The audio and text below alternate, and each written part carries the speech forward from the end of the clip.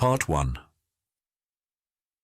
1610 to 1631, being an account of the discoveries in the Great Sea of the North by Henry Hudson and the Dane, Jens Munk, how the search for the Northwest Passage led to the opening of two regions, New York and the Northwest Territories. The Conquest of the Great Northwest. Chapter 1, 1607.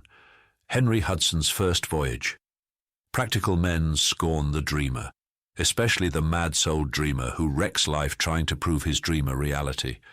Yet the mad-souled dreamer, the poet of action whose poem has been his life, the hunter who has chased the idea down the long trail where all tracks point one way and never return, has been a herald of light for humanity. Of no one is this truer than the English pilot, Henry Hudson. Hudson did not set out to find the great inland waters that bear his name, Hudson River and Hudson Bay.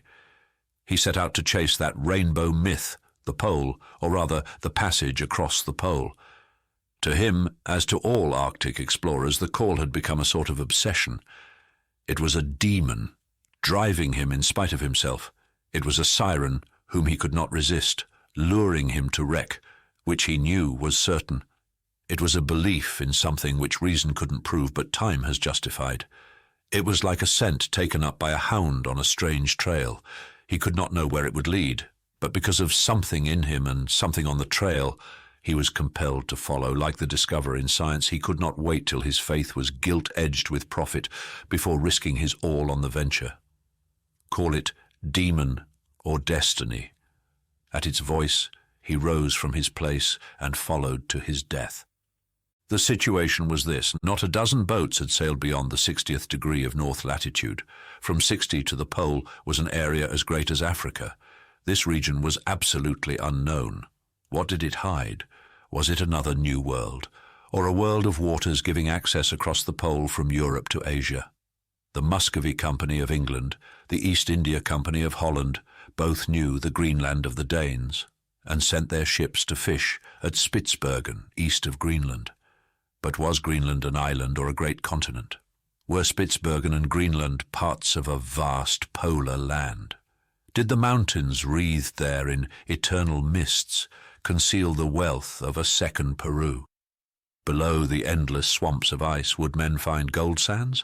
And when one followed up the long coast of the east shore, as long as from Florida to Maine, where the Danish colonies had perished of cold centuries ago, what beyond? A continent, or the pole, or the mystic realm of frost peopled by the monsters of saga myth, where the goddess of death held pitiless sway, and the shores were lined with the dead who had dared to invade her realm. Why these questions should have pierced the peace of Henry Hudson, the English pilot, and possessed him, can no more be explained than the something on the trail that compels something in the hound. Like other dreamers, Hudson had to put his dreams in harness, hitch his idea to everyday uses. The Muscovy Company, trading to Russia, wanted to find a short way across the pole to China. Hudson had worked up from sailor to pilot and pilot to master on the Dutch traders and was commissioned to seek the passage. The company furnished him with a crew of 11, including his own boy, John. It would be ridiculous if it were not so pathetic. These simple sailors undertaking a venture that has baffled every great navigator since time began. Led by Hudson, with the fire of a great faith in his eyes, the men solemnly marched to St. Ethelberg's Church off Bishopgate Street, London, to partake of Holy Communion and ask God's aid. Back to the muddy waterfront opposite the tower, a gold coin for last drinks, a hearty Godspeed from the gentlemen of the Muscovy Company, pompous in self-importance and lace ruffles. And the little crew steps into a clumsy riverboat with brick-red sails. One gentleman opines with a pinch of snuff that it may be many a day before Master Hudson returns. Riff-raff loafers crane next to see to the last. Cursing watermen clear the course by thumping other rivermen out of the way.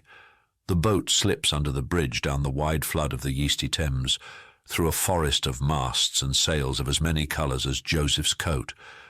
It is like a great sewer of humanity, this river tide with its city's traffic of 1,000 years.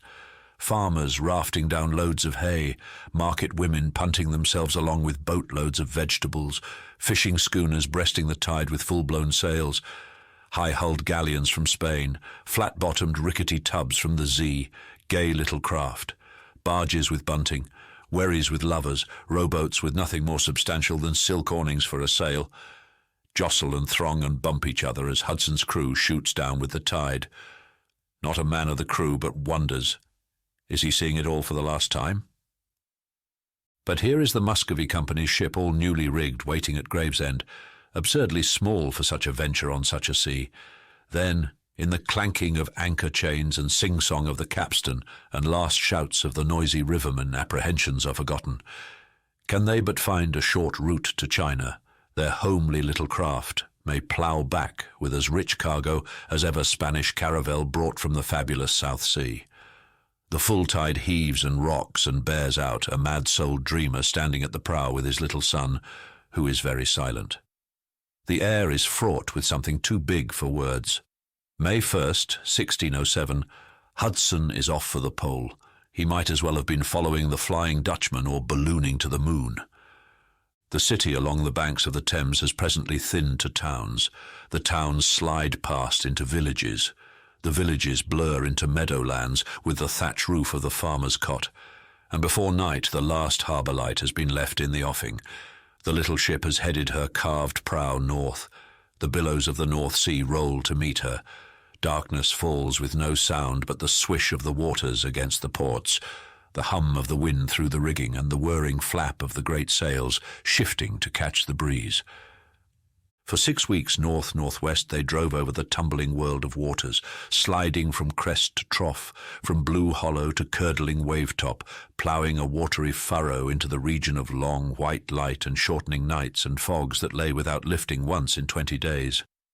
The farther north they sailed, the tighter drew the cords of cold, like a violin string stretched till it fairly snapped, air full of pure ozone that set the blood jumping and fingertips tingling.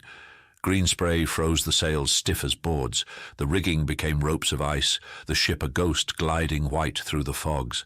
At last came a squall that rolled the mists up like a scroll, and straight ahead, high and lonely as cloud banks, towered the white peaks of Greenland's mountains. Though it was 2 o'clock in the morning, it was broad daylight, and the whole crew came scrambling up the hatches to the shout of "Land!" Hudson enthusiastically named the mountain God's Mercy, but the lift of mist uncurtained to the astonished gaze of the English sailors a greater wonder than the mountains. North, south, east, west, the ship was embayed in an ice world, ice in islands and hills and valleys, with lakes and rivers of fresh water flowing over the surface. Birds flocked overhead with lonely screams at these human intruders on a realm as white and silent as death. And where one crystal berg was lighted to gold by the sun, a huge polar bear hulked to its highest peak and surveyed the newcomers in as much astonishment at them as they felt at him. Truly, this was the Ultima Thule of poet's dream, beyond the footsteps of man. Blue was the sky above, blue the patches of ocean below, blue the illimitable fields of ice, blue and lifeless and cold as steel. The men passed that day jubilant as boys out of school. Some went gunning for the birds, others would have pursued the polar bear, but with a splash the great creature dived into the sea. The crew took advantage of the pools of fresh water in the ice to fill their casks with drinking water. For the next 24 hours Hudson crept among the ice floes by throwing out a hook on the ice, then hauling up to it by cable.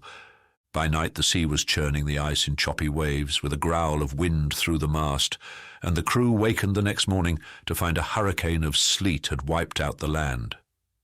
The huge floes were turning somersets in the rough sea with a banging that threatened to smash the little ship into a crushed eggshell. Under bare poles, she drove before the wind for open sea. As she scudded from the crush of the tumbling ice, Hudson remarked something extraordinary in the conduct of his ship. Veering about, sails down, there was no mistaking it. She was drifting against the wind. As the storm subsided, it became plainer. The wind was carrying in one direction, the sea was carrying in another. Hudson had discovered that current across the pole, which was to play such an important part with Nansen 300 years later. Icebergs were floating against the wind too, laboriously, with apparently aimless circlings round and round, but circles that carried them forward against the wind, and the ship was presently moored to a great ice-pan drifting along with the undertow. Then the curse of all Arctic voyagers fell on the sea. fog thick to the touch as wool, through which the icebergs glided like phantoms with a great crash of waters where the surf beat on the floes.